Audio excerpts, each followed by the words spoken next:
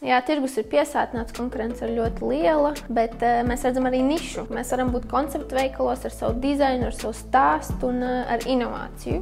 Ņemot vērā, ka vidējais cilvēks pasaulē patērē 3,5 krūzītes dienā, no kurām 96% ir neilona maisiņos, kas piesārņo dabu, mums ir alternatīva, kas ir mūsu ziemeļu melnā tēja, radīta no pašu auga ugunspuķes fermentācijas procesā.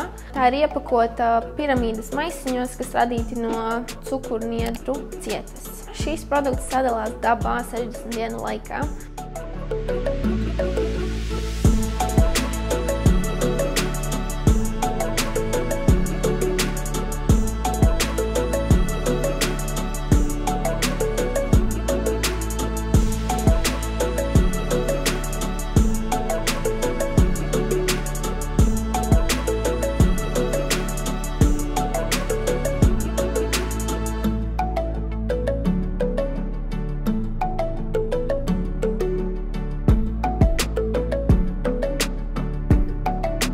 Pirmā vieta un arī tālākā tā ir Singapūra un Austrālija, kur mēs sākām.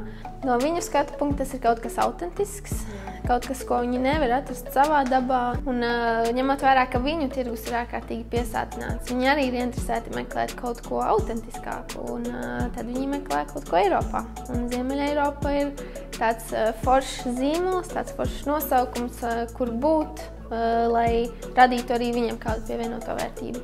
Tā ir mūsu bioloģiskā daudzveidība. Tas ir tas, kas pie mums aug, ko mēs varam katrs salasīt un novērtēt. Latvijā, manuprāt, sākt biznesu ir ļoti viegli.